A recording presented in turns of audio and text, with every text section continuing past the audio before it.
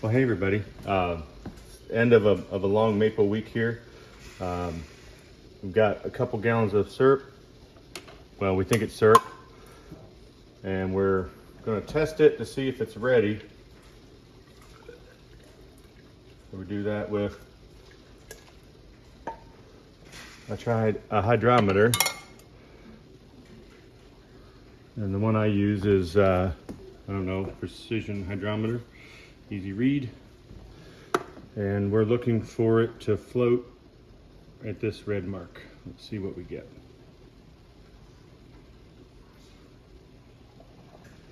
Bring it a little closer.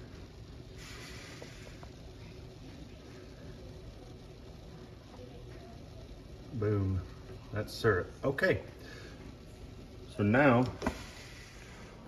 what we've done is we've gotten it up to that temperature to do the test, but that's not the temperature that we want to filter it at. So the max temp was 212.5. We want to filter it and bottle it closer to 190. So we'll take it over here, and this is the vacuum filter. I'll just go over this real quick in case you haven't seen it yet, but this is the top pot is where you pour the hot syrup that needs filtered. This is the filter media. I've got two pre-filters and the full thickness Orlon. It filters into this bottom pot, and this is also how I bottle it. So pulls suction with this little shop vac. So when I get ready to, when it gets down to temp, then I'll bring it over here and I'll dump it in, and that's where we'll come back together.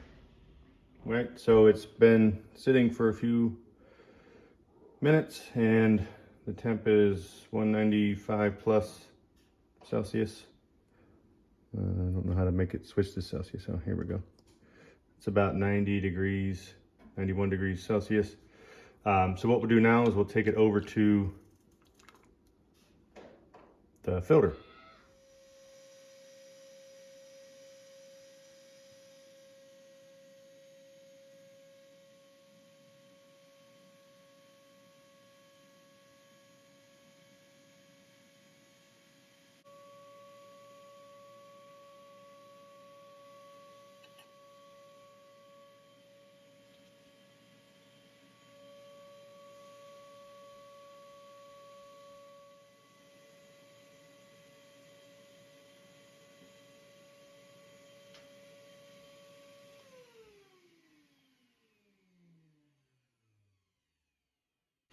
All right, so in real life, that was about 5 or 6 minutes.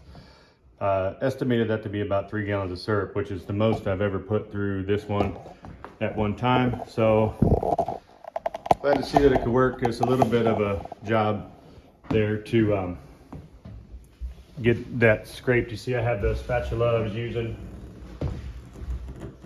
And then what I like most about this is that it was, it's also how I bottle the syrup once it's filtered. So I like to bottle it at 185 to 190, I think is the manufacturer's recommendation.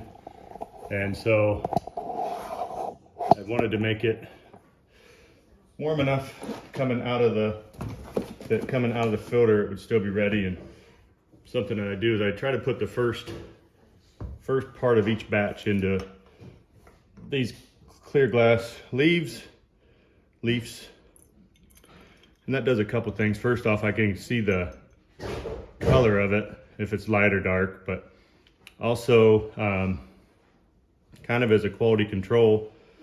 So I sell most of my syrup, I sell it in the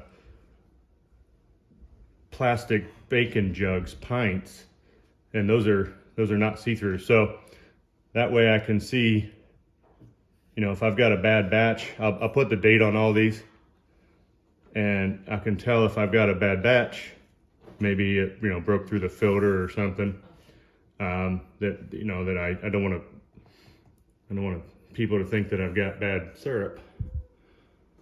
It's a little bit darker, still pretty nice color. More of kind of a mid-season color. So,